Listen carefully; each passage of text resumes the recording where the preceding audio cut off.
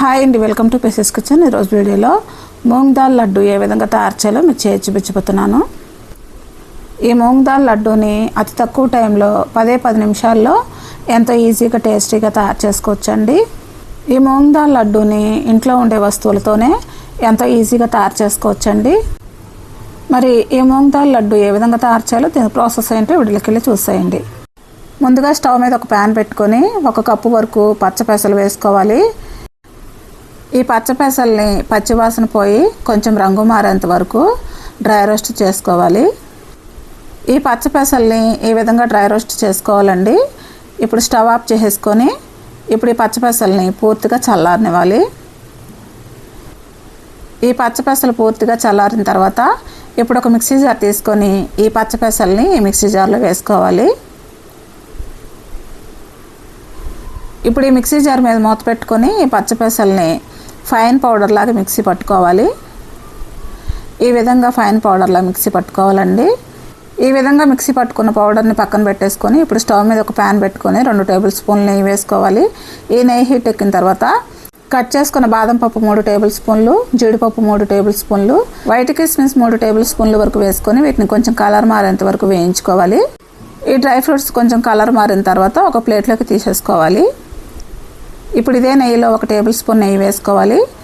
ఇప్పుడు మనం మిక్సీ పట్టుకున్న పచ్చపెసల పౌడర్ని ఈ నెయ్యిలో వేసుకోవాలి. ఈ పచ్చపెసల పౌడర్ని 2 నిమిషాలు లో ఫ్లేమ్లో ఈ నెయ్యిలో వేయించుకోవాలి. ఇప్పుడు దీంట్లోనే 2 టేబుల్ స్పూన్ నెయ్యి వేసుకోవాలి. ఈ నెయ్యి కూడా మొత్తం మిక్సేటట్టు ఒకసారి బాగా కలుపుకోవాలి.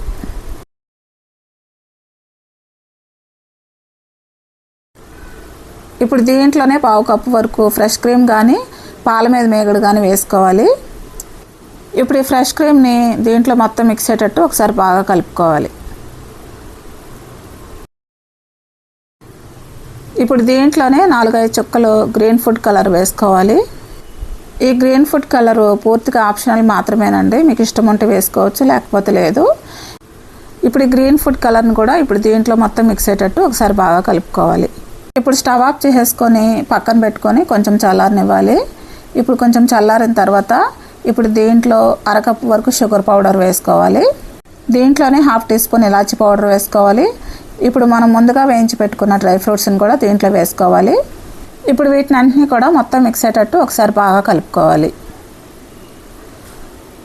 వీటిని అన్నింటినీ కూడా మొత్తం మిక్స్ అయ్యేటట్టు బాగా కలుపుకున్న తర్వాత వీటిని లడ్డూలా చుట్టుకోవడమేనండి.